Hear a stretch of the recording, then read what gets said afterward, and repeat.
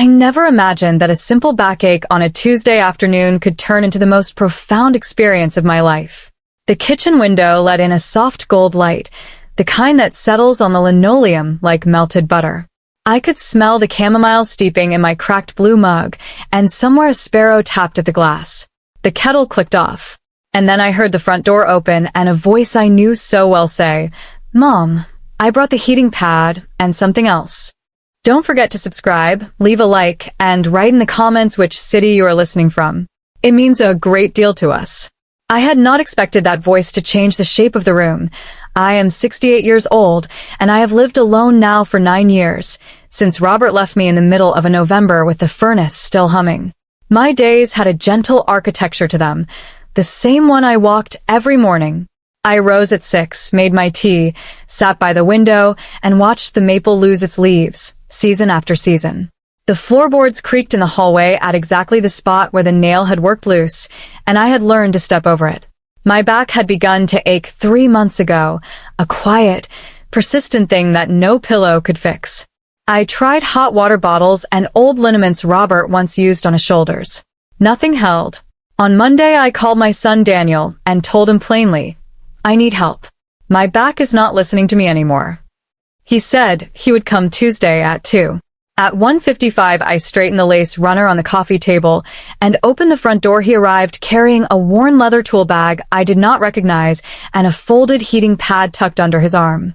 Daniel was 45, broad-shouldered, with his father's steady hands and a calmness he had not had when he was young. His hair had gone silver at the temples, and he wore a soft gray sweater with a small coffee stain near the cuff. His eyes were the color of river stones, and they found mine without hurry. He set his bag down on the mat and said, "You look tired, Mom." I laughed softly and said, "That's what 68 does to a woman." He smiled, and I noticed something I had not seen in years, a tenderness in the way he held his mouth, as if he had learned how to carry other people's pain. That was unexpected. He asked where it hurt most, and I pointed to the chair by the window, the one with the faded blue cushion. He moved slowly, testing the chair legs, adjusting the height with a small wrench from his bag. The room felt smaller with him inside it, the air warmer, his breathing a quiet rhythm beneath the ticking clock. I could smell cedar from his bag and the faint metallic scent of the wrench. He knelt behind me, and I felt the vibration of his fingers pressing gently into the knot between my shoulder blades. I did not touch him. I watched his reflection in the window glass, the way his jaw tightened with focus. I found myself leaning back just slightly, closer than I had planned. He did not notice, or if he did, he said nothing.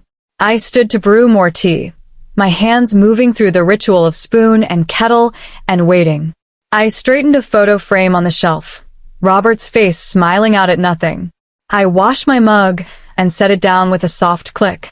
The ordinary acts felt different now, witnessed. The pain began to loosen, and Daniel sat back on his heels and said, "There's a tightness here that goes deeper than muscle."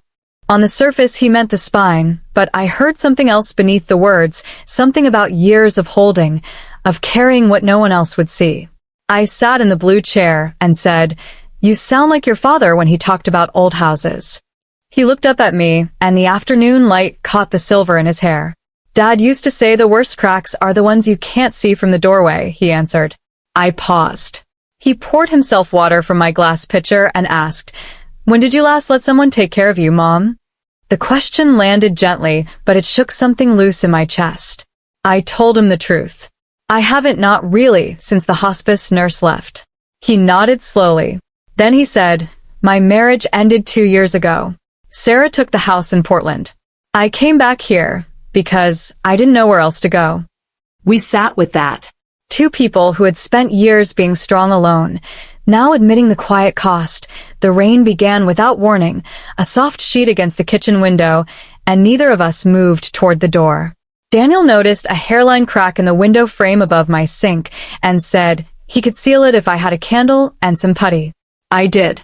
He worked while the rain thickened, and I set 2 bowls of soup on the table, the kind Robert used to make with too much black pepper.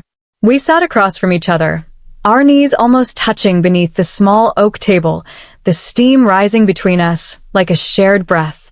The clock said 4:30, but it felt like 7 and also like 10 minutes.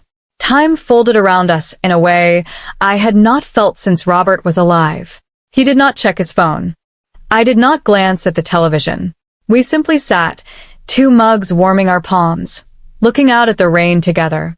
The room held us the way a good coat holds the body on a cold morning, without asking permission. The soup grew cold, and neither of us reached to reheat it. Daniel spoke first, his voice low and careful. He told me about the silence in his empty apartment, how he would set 2 plates out of habit and then fold one away. He said his daughter called on Sundays, but the calls lasted 7 minutes, always 7, as if love had been measured and portioned. I listened, and then I answered in equal measure. I told him about the years after Robert died, how the house kept his smell for months, and then one morning it was simply gone. How I missed not the grand romance, but the small companionship, the sound of his newspaper rustling, the way he hummed off-key in the shower, the presence of another heartbeat in the bed. I forgot what it felt like to not be the only person breathing in a room, I said. He set his spoon down and said, "It's a recognition of loneliness meeting loneliness, isn't it?" The phrase settled between us like a warm stone. We were quiet then, the rain filling the silence. Two people who had not spoken honestly in a long time, surprised to find themselves doing it now.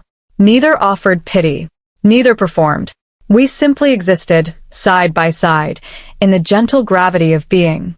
Understood. Daniel reached across the table and took my hand. Not quickly, not with performance, but with a deliberate care, as if he were picking up something fragile and precious. His thumb rested against my wrist, where my pulse was slow and steady. The warmth of his palm traveled up my arm and into my chest, and I felt my shoulders drop for the first time in months. I did not pull away. I did not explain myself to myself. I simply allowed it, the way you allow rain to touch your face when you have been thirsty too long. His fingers were rough from work and gentle from intention. The contact lasted no more than 10 seconds, and yet the room rearranged itself around that moment. I understood then with a quiet clarity that someone had seen me, not my house, not my age, not my grief, but me, the woman who still lived inside all of it. He stood to gather his tools, and the rain had softened to a mist.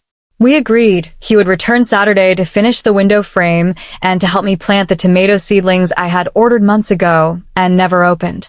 He wrote his new phone number on the back of Robert's old grocery list, pressing the pen with care so the ink would not smudge. I walked him to the door and watched his broad back move down the walk, the gray sweater darkening where the mist touched it. The door closed, and I stood in the hallway, my hand still warm where he had held it. I looked at the blue chair by the window, now straightened, the cushion no longer sagging under old pain.